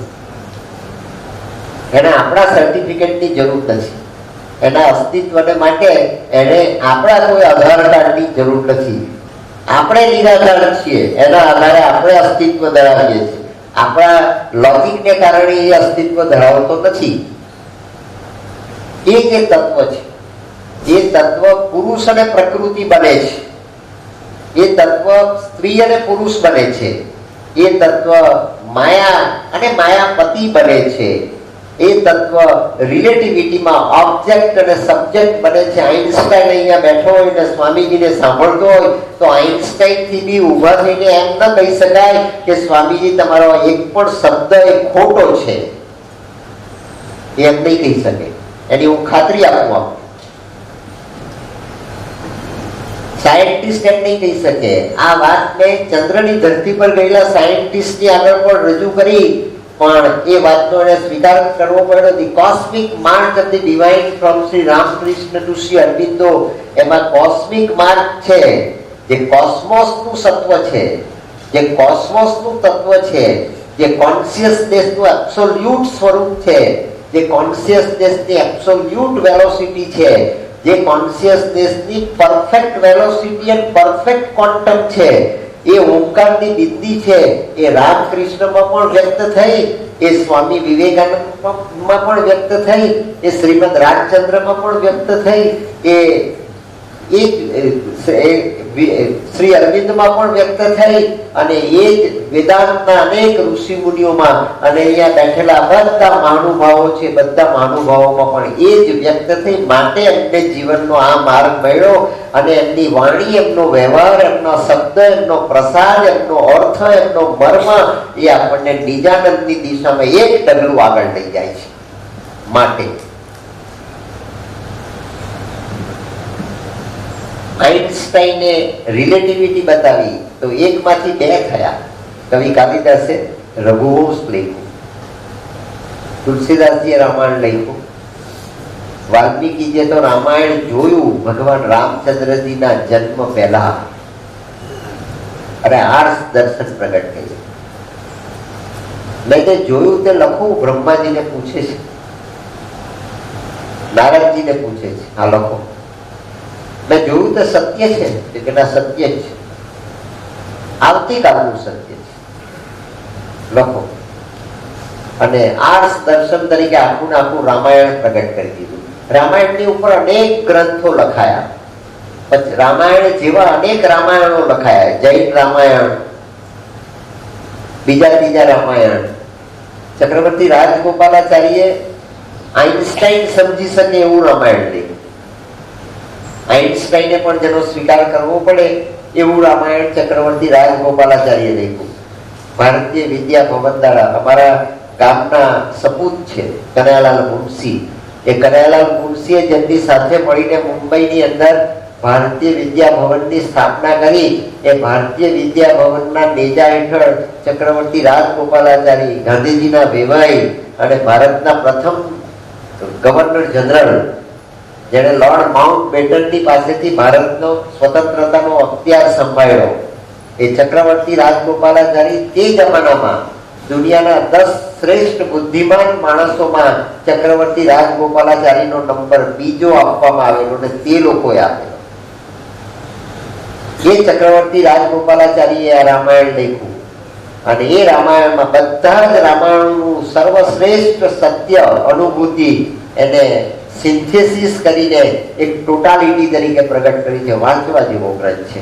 ચક્રવર્તી રાજગોપાલાચાર્યે લખેલું રામાયણ અને ચક્રવર્તી રાજગોપાલાચાર્યે લખેલું મહાભારત અને કનૈયાલાલ મુનશીએ લખેલા કૃષ્ણ અવતારના વોલ્યુમ્સ, એ આ બધી યુવાન પેઢીએ વાંચવા જેવા છે. આપણું અજ્ઞાન આપણને ભટકાવે છે મિત્રો. ત્યાં આઈન્સ્ટાઈનની રિલેટિવિટી આપણને આપણી રિયાલિટી તરફ આંગળી ચીંધીને લઈ જાય છે કે E is equal to mc square જ છે માત્ર. 14મી જુલાઈ 1930 ના દિવસે, 14મી જુલાઈ 1930 ના દિવસે જ્યારે રવિન્દ્રનાથ ટાગોરનું જર્મનીએ સન્માન કર્યું નોબેલ પારિતોષિક મળ્યા પછી, અને જર્મનીની અંદર સૌથી પહેલા રવિન્દ્રનાથ ટાગોરને ગુરુદેવ તરીકે સંબોધવામાં આવ્યા. માસ્ટર પોએટ, સર્વશ્રેષ્ઠ કવિ, માનવ જાતના શ્રેષ્ઠ સપૂત, આ બધા શબ્દો જર્મન પ્રજાએ વાપર્યા છે. પણ ગુરુદેવનો ઇલકાર એમને આપવામાં આવ્યો અને ગુરુદેવ તરીકે સંબોધન કરવામાં આવ્યું. જગતે સ્વીકારી લીધું એક્ય અવાજે. જર્મનીમાં એમનું રાષ્ટ્રીય સન્માન કર્યું, અને જર્મન પ્રજા એટલે સ્વામીજી આજે પણ બર્લિન શહેરમાં તમે ફરો ત્યારે બોર્ડ મારેલા છે, ત્યાં સાઇન બોર્ડ, મદ્યપાનમ નિષેધ્યમ, ધૂમ્રપાનમ નિષેધ્યમ. પહેલા જર્મન ભાષામાં લખે, પછી સંસ્કૃત ભાષામાં લખે, અને પછી ઇંગ્લિશમાં લખે. આપણે ત્યાં એક બોર્ડ સંસ્કૃત ભાષામાં મારેલું આપણને દેખાય છે મિત્રો. આપણે કેટલો વિકાસ કર્યો, કેટલો વિકાસ કર્યો. અને આપણે કહીએ કે આપણા યુવાનો વેદ વાંચે ને આપણા યુવાનો આ વાંચે ને આપણા યુવાનો તે વાંચે. અરે યુનિવર્સિટીના કોઈ પ્રાધ્યાપકને આ સંસ્કૃત ભાષા આજે બોલતા આવડતી નથી. જૂજ આંગળીને વેડે ઘણા એવા માણસો બધાને એમ કહ્યું કે let Sanskrit be our national language.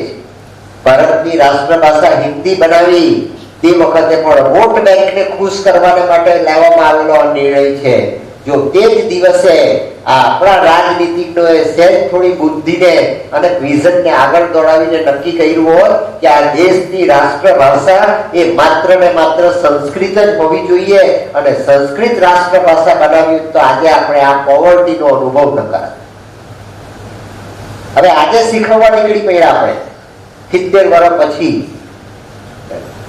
ઘડીનો બળદ ફરતા ફરતા થાકી ગયો ત્યારે એને ભાન થયું કે મેં તો ડાબલા પહેરેલા છે. મિત્રો,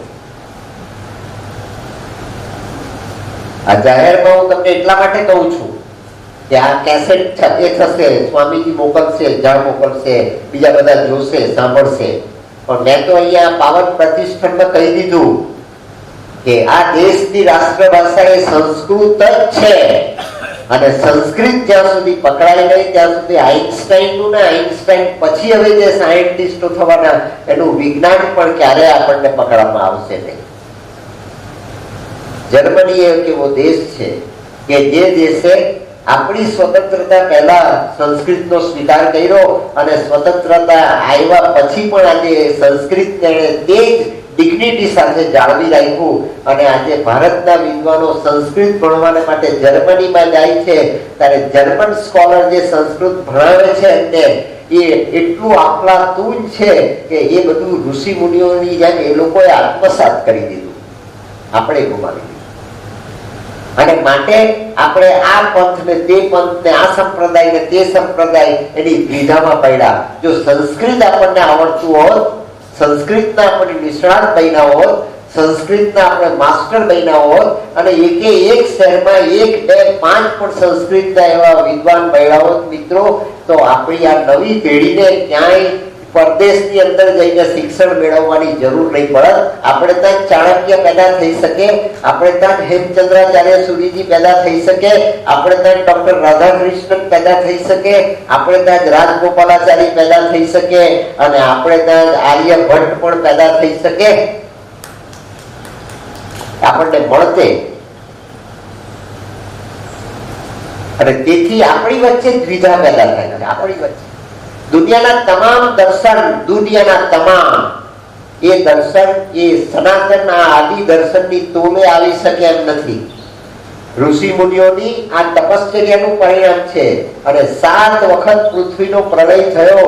એ 7 વખત જે ઋષિ મુનિઓ પૃથ્વી પર અવતર્યા અને 7 વખત એ અવતરેલા ઋષિ મુનિઓની જે સાયન્ટિફિક ઇવોલ્યુશન થઈ, એ સાયન્ટિફિક ઇવોલ્યુશનની પરાકાષ્ઠાએ આજે એ ઋષિ મુનિઓ જે અવતાર લઈને આ ધરતીની ઉપર આવે ત્યારે અભણ રહી જાય તો અભણ અને જ્ઞાની બની જાય તો જ્ઞાની. પણ એના આત્માની જે ઊંચાઈ છે, ઊંચાઈ ક્યાંય વિખરાતી નથી, વેડફાતી નથી, વિલંબિત થતી નથી, એનું વિચ્છેદન થતું નથી.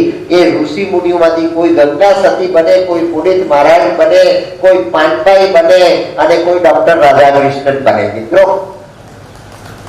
એ આત્માની ઊંચાઈનો પ્રભાવ છે, આત્માની ઊંચાઈનું એક્સપ્રેશન છે, આત્માની ઊંચાઈની આકૃતિ છે. અને તે વાત શ્રી અરવિંદે બતાવી કે આ સાયન્ટિફિક ઇવોલ્યુશન છે, કોન્શિયસ ઇવોલ્યુશન ઓફ કોન્શિયસનેસ. ગયા જન્મમાં આપણે હતા, માનવ બી હતા, પ્રાણી પણ હતા, પશુ પક્ષી, 184 યોનિમાં ફરતા ફરતા આપણે માનવ તરીકે આવ્યા. અને આપણે એક જ માનવ જન્મમાં માનવ બન્યા. એવા અનેક માનવ જન્મો લઈ ચૂક્યા. માતાજીને 12 પૂર્વ જન્મો યાદ આવ્યા ભારતમાં આવીને. શ્રી અરવિંદે પણ પોતાના અનેક પૂર્વ જન્મો યાદ આવ્યા, જે દિલીપ કુમાર રોયને અને મુંબઈના જૈન નગીનભાઈ સંઘવીને, નગીનભાઈ દોશીને શ્રી અરવિંદે હજારો પત્રો લખ્યા. અને હજારો પત્રોમાં એ જવાબમાં લખે છે કે હું એક જન્મમાં હતો, એક જન્મમાં હતો, એક જન્મમાં હતો.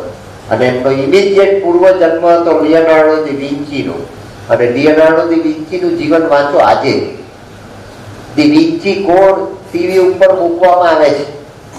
એને ડીકોડિંગ કર્યું વેદોનું શ્રી અરવિંદે. એ ગયા જન્મમાં એમણે દી વિન્ચી કોડમાં બાઇબલનું ડીકોડિંગ કર્યું. અને old testament of Bible A standard છે. લોર્ડ જીસસ ક્રાઇસ્ટની આ વાણી એ સ્ટાન્ડર્ડ છે. એક ફ્રેન્ક સ્પેનિટી કરીને ઓથર છે, અંગ્રેજ ઓથર છે, ફ્રેન્ક સ્પેનિટી. એણે સોલ મર્જિંગ નામનો ગ્રંથ લખ્યો 2012ની સાલમાં. તે સોલ મર્જિંગના ગ્રંથની અંદર એણે આત્માની વાસ્તવિકતા, ક્રિશ્ચન હોવા છતાં, મિત્રો ક્રિશ્ચિયાનિટીનું સંતાન હોવા છતાં એણે આત્માની રિયાલિટી, જન્મ અને પુનર્જન્મનું સત્ય, જન્મ અને પુનર્જન્મમાં થતી કોન્શિયસ ઇવોલ્યુશનનું સત્ય, એ બધી વાતો લખી અને લખતા તમે સત્યનો સંગ કરો, તમે સત્યનો આવિષ્કાર પામો અને તમે સત્યના આવિષ્કારની સામે એક વખત દ્રષ્ટિ માંડો એટલે તમારી ચેતના આપોઆપ ઉચકાય, અને એ ઉચકાય એની ચેતના ફ્રેન્ક સ્ટેનિટીની ચેતના ઉચકાય એટલે એની આગળ વર્જિન મેરી પ્રગટ થઈ, એની આગળ લોર્ડ જીસસ ક્રાઇસ્ટ પ્રગટ થયા, એની આગળ ગેબ્રિયલ પ્રગટ થયો, એની આગળ જીસસ ક્રાઇસ્ટના સમયના જે બધા દેવદૂતો આવતા હતા તે એની આગળ પ્રગટ થયા અને તેણે એની આગળ પોતાના એક્સપિરિયન્સીસ લખ્યા અને લોર્ડ જીસસ ક્રાઇસ્ટે પ્રગટ થઈને એની આગળ પોતાનો એક્સપિરિયન્સ બતાવ્યો કે એ જ્યારે હું જીસસ ક્રાઇસ્ટ હતો ત્યારે તું મારો પિતરાઈ ભાઈ હતો, માટે મેં તારી આગળ આ વાત આવીને લખાવી મિત્રો. ક્યાં વેદાંત અને આ સત્ય એ થયું. ક્રિશ્ચિયાનિટી કદાચ સ્વીકારે કે ન સ્વીકારે એને મુબારક, પણ વેદાંતનું સત્ય એ પરફેક્ટ સત્ય છે, પરમોચ્ચ સત્ય છે અને એ સત્યનો આજે નહીં તો આવતીકાલે સમાજે સ્વીકાર કરવો જ પડશે. જન્મ છે, પુનર્જન્મ છે, રિયાલિટી છે, આત્માની રિયાલિટી છે. આત્માની જે ઉત્ક્રાંતિ થાય છે, ઉત્ક્રાંતિ આવિષ્કારની ઉત્ક્રાંતિ છે. આત્માની ક્વોલિટીમાં, આત્માના ક્વોન્ટમમાં કોઈ ઉત્ક્રાંતિ થતી નથી. એ તો અજો નિત્યો શાશ્વતો અયમ પુરાણો, નિરંજન નિરાકાર નિર્બીજ એ તત્વ છે, એ એબ્સોલ્યુટ રિયાલિટી છે. એમાં દ્વૈત સર્જાય છે સર્જન કરવાને માટે. સર્જન ક્યારે થાય સ્વામીજીએ સમજાયું ને, ઇવન સ્વામીજીએ તો પોતાની લક્ષ્મણ રેખા ઓળંગીને સમજાયું. તમને સંન્યાસી છે, એમણે એમની લક્ષ્મણ રેખા ઓળંગીને સમજાવ્યું. ફ્રોમ સેક્સ ટુ સમાધિ, સંભોગ સે સમાધિ તક રજનીશજીએ લખેલા દર્શનનો આધાર લઈને પણ એમણે આપણી આગળ બહુ નગ્ન સ્વરૂપે આ વાત રજૂ કરી. મિત્રો, આનંદ તે આનંદ જ છે, આનંદ તે આનંદ જ છે અને તે આનંદ પ્રગટ કરી બતાવ્યો. તો જો આ આનંદ આપણને માટીના રમકડામાં પેદા થાય છે મિત્રો, તો પરમાત્માની આકૃતિની અંદર આપણને પરમાનંદ, બ્રહ્માનંદ, સચ્ચિદાનંદ, અનંત આનંદ એ પ્રાપ્ત ન થઈ શકે. આ એની ચરમ સીમા છે અને તે ઉત્ક્રાંતિ છે. માટીનું રમકડું રમતા રમતા રમતા બાળક એટલો મોટો થાય અને રમતા રમતા ઢીંગલા ઢીંગલીના લગ્ન કરાવતા કરાવતા, ઢીંગલા ઢીંગલીને સાથે રાખતા રાખતા એના મનમાં એ સંસ્કાર પેદા થાય કે આજે તો મેં ઢીંગલા ઢીંગલીને સાથે રાખ્યા, પણ આવતીકાલે જયારે હું ઢીંગલા ઢીંગલીની જગ્યાએ આવું ત્યારે પણ મારે સાથે રહેવું પડે, ત્યારે એના આવતીકાલના ગૃહસ્થાશ્રમનું સર્જન થાય છે. આ ઢીંગલા ઢીંગલીનો ખેલ નથી માત્ર, પણ ઢીંગલા ઢીંગલીનો રમત રમતા રમતા એ આવતીકાલે એમ વિચારે કે મારે પણ આ બે ઢીંગલા ઢીંગલીની જેમ જીવનમાં સાથે રહેવાનું છે. આ તે સંસ્કાર દ્રઢ થાય છે. જીજીબાઈએ શિવાજી મહારાજનું પારણું ઝુલાવ્યું અને શિવાજી મહારાજનું પારણું ઝુલાવ્યું ને જે સંસ્કાર આપ્યા એને શિવાજી મહારાજનું સર્જન કર્યું. જન્મ આપ્યો જીજીબાઈએ માટે શિવાજી મહારાજ બન્યો નહીં. શિવાજી મહારાજને જે એને સભાનતાપૂર્વક કોન્શિયસ ઇવોલ્યુશન ઓફ કોન્શિયસનેસ, સભાનતાપૂર્વક જે સંસ્કાર આપ્યા એ સંસ્કાર શિવાજી મહારાજ જીવી ગયા અને તેથી શિવાજી મહારાજને સ્વામી રામદાસે આશીર્વાદ આપ્યા, શિષ્ય તરીકે સ્વીકાર્યા અને સાક્ષાત ભવાનીએ પ્રગટ થઈને પોતાની તલવારે શિવાજી મહારાજના હાથમાં આપી. આ દેશ નપુસક માણસોનો દેશ નથી અને આપણી સંસ્કૃતિ એ નપુસકતાની સંસ્કૃતિ નથી. આપણી સંસ્કૃતિ આપણા દરેકે દરેક દેવી દેવતાઓ મિત્રો જુઓ, એની પાસે આયુધ છે, એની પાસે આયુધ છે. હિંસકને, પાપીને, વિધર્મીને, અનીતિમાનને, દુરાચારીને, નેગેટિવિટીને, માઇનસને, અંધકારને સમાપ્ત કરવાને માટેની શક્તિ એનું નામ આયુધ. અને તે શક્તિ માત્ર ને માત્ર આત્મતત્વમાં છે અને આત્મતત્વની શક્તિ આપણા પંચમા ભૂતના પિંડમાં ગમે તે પરિણામથી અને ગમે તે આયામમાં પ્રગટ થાય એ તે શક્તિશાળી બની જાય. જગદંબાનું વાહન સિંહ છે, એનું વાહન સિંહ છે.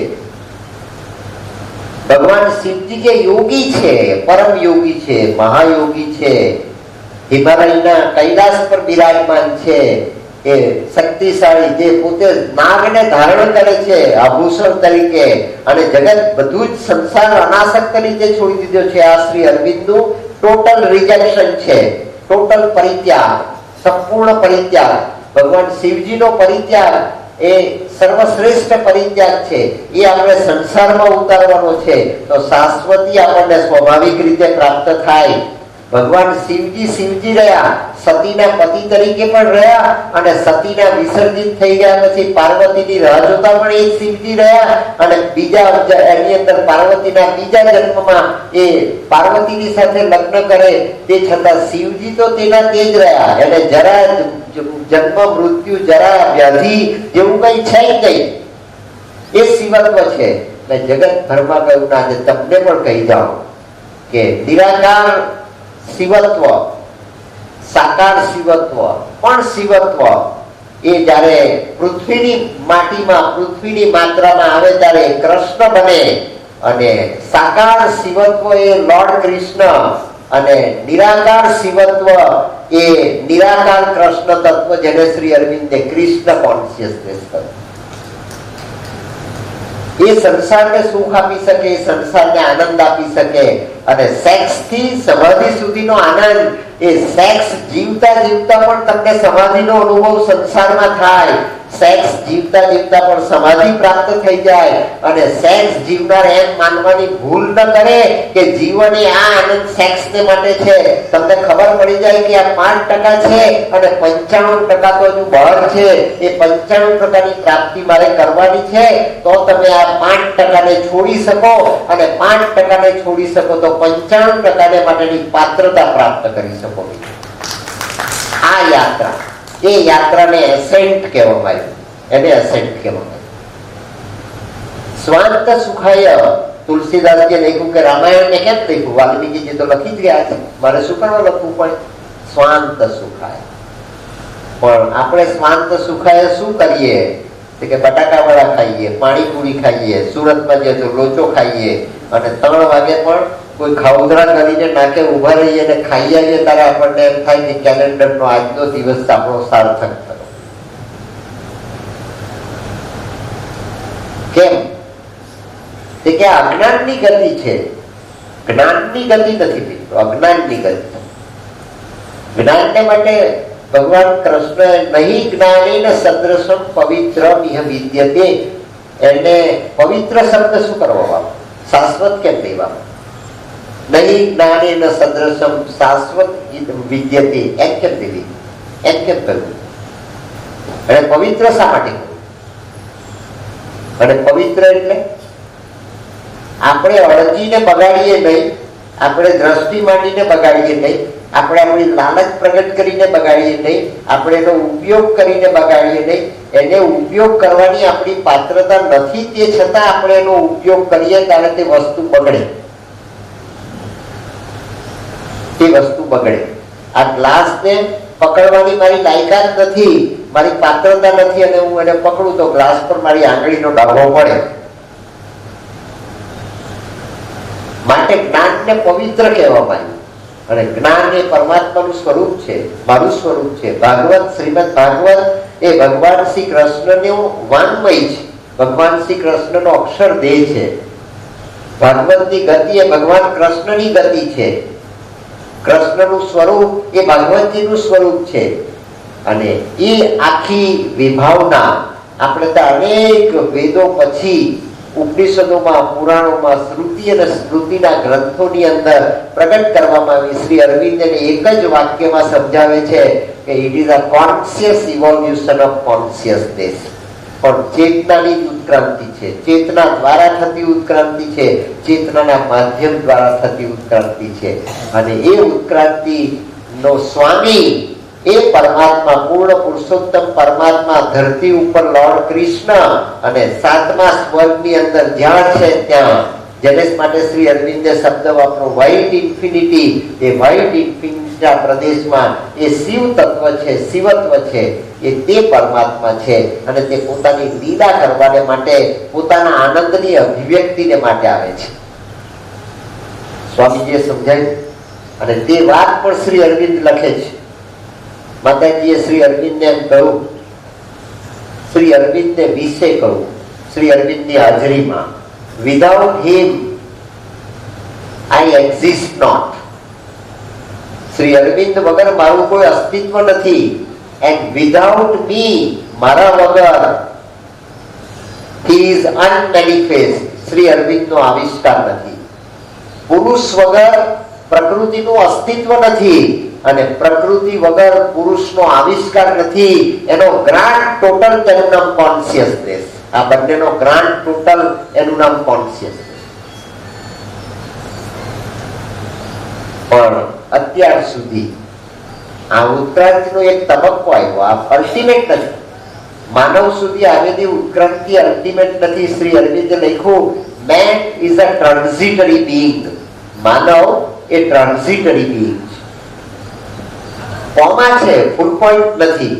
કોમા છે, ફૂલ પોઈન્ટ નથી. આપણે માની લીધું કે આપણે હ્યુમન બીઇંગ તરીકે અલ્ટિમેટ છીએ, હવે આના પછી કઈ નથી.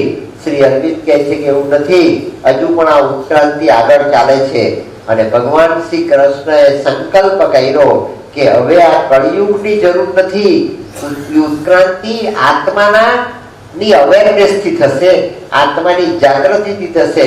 રવિશંકર મહારાજે ગીતાજીના 8મા અધ્યાયના તે શ્લોકનું અવલંબન લઈને, આપણી પાસે સમય નથી અને રૂપસીભાઈએ મને 12:15 સુધીની તો મુદત આપી છે, એટલે એમાં આપણે જેટલું પકડાશે એટલું પકડવાની કોશિશ કરીશું.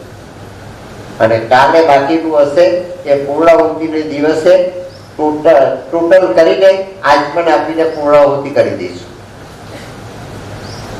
કેમ કે કાલે સૌથી શ્રેષ્ઠ આચમન મારે તમને કરાવવાનું છે, ડાયલોગ વિથ ડેથ. જીવતો માણસ મૃત્યુની સાથે સંવાદ કરી શકે અને તે મૃત્યુની સાથેનો સાવિત્રીનો સંવાદ એ આ દર્શનનું શિરમોર ચેપ્ટર છે, જેનો કાલે તમને આચમનથી પ્રસાદ આપીશું, પણ ચમચી નાની રાખીશું. નાની ચમચીથી પ્રસાદ આપીશું, મોટી ચમચીથી અપાય એવું નથી.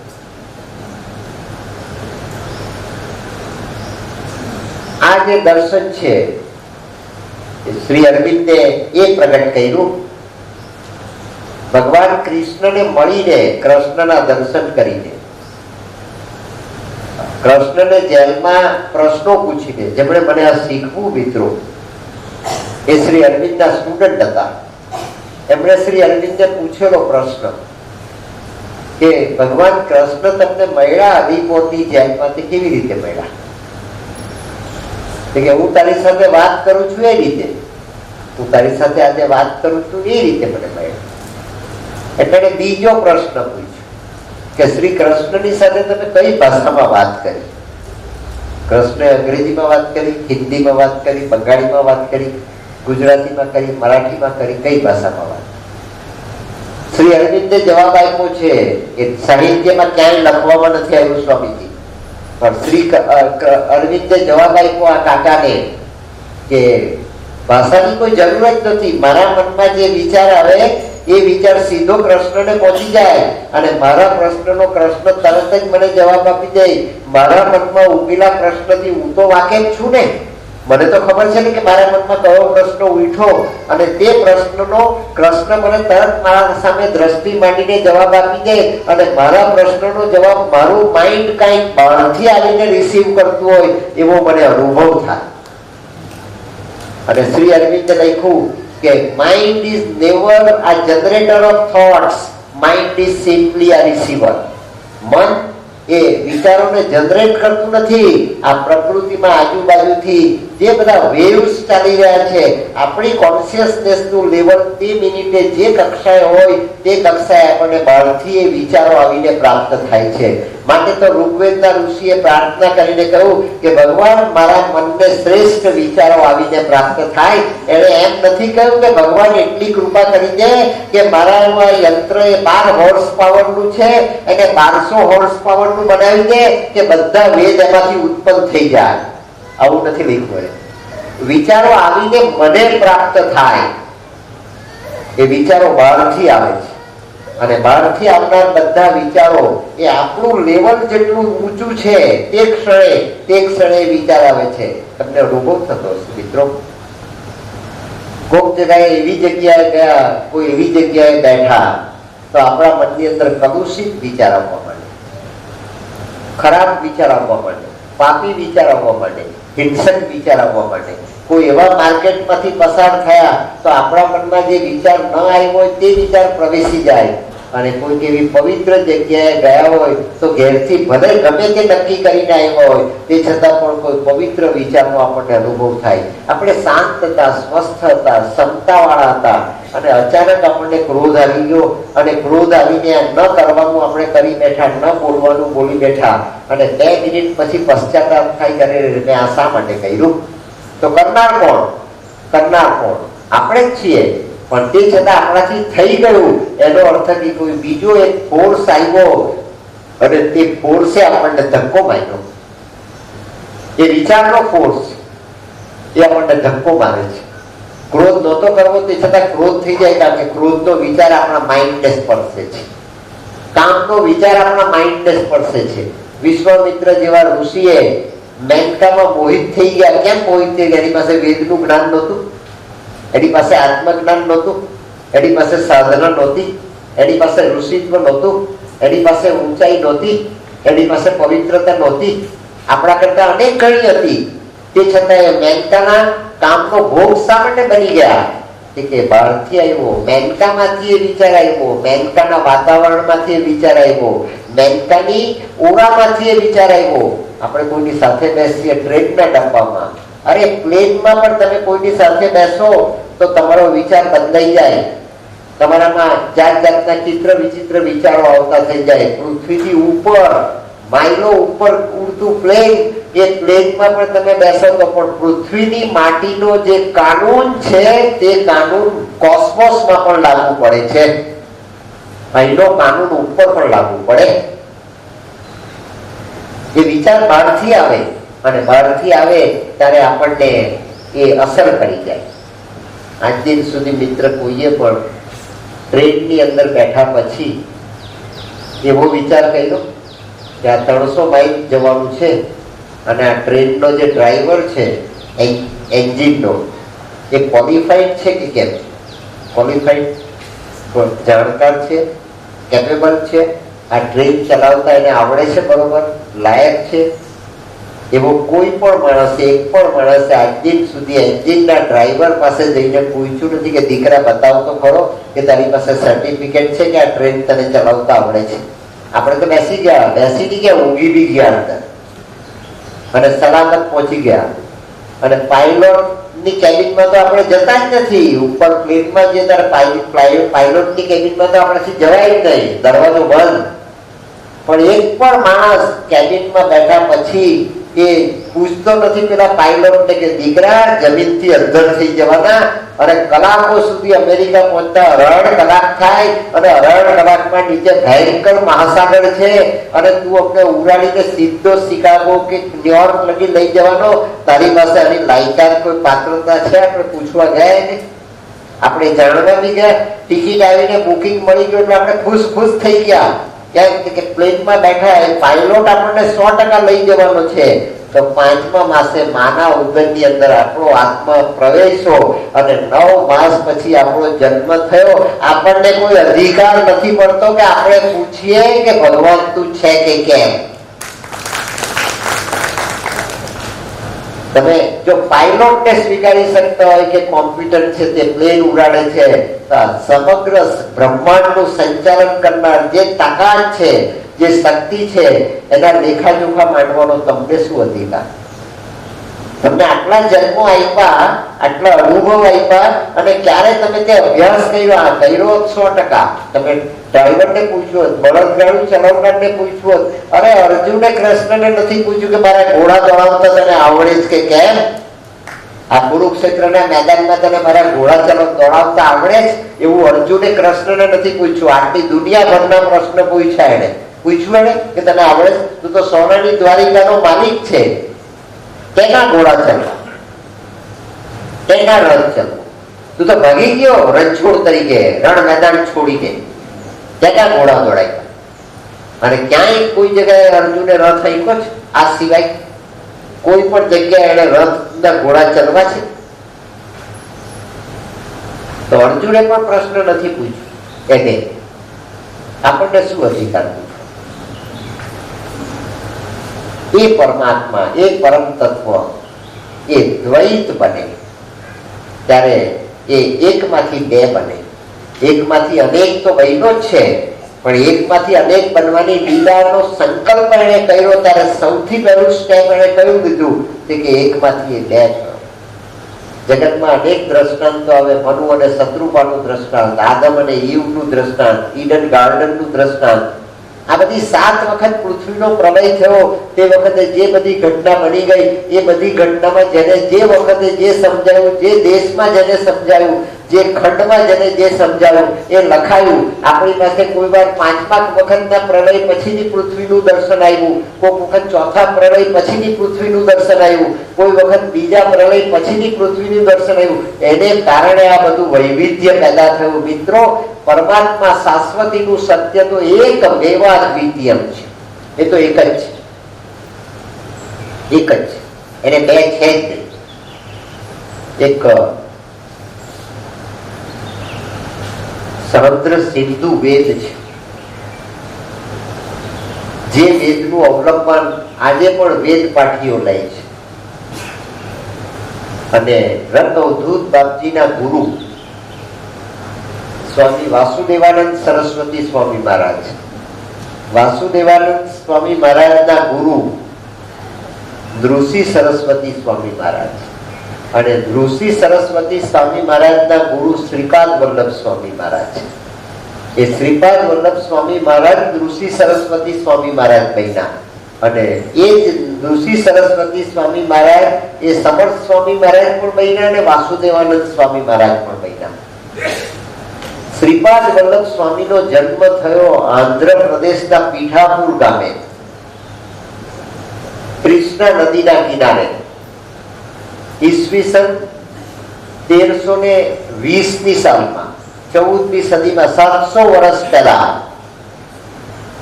ઈસવીસન 1320ની સાલમાં ગણેશ ચતુર્થીના દિવસે શ્રીપાદ વલ્લભ સ્વામીનો જન્મ થયો આંધ્રપ્રદેશમાં કૃષ્ણા નદીને કિનારે પીઠાપુર નામના ગામમાં.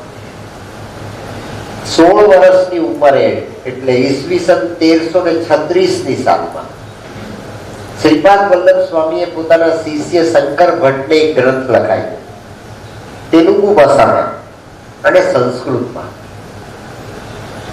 700 વર્ષ પહેલા.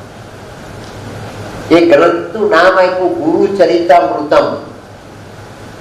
અને તે ગ્રંથ લખાયું, એ ગ્રંથના 53 અધ્યાય, 52 અધ્યાય એ ગ્રંથનો સબસ્ટન્સ.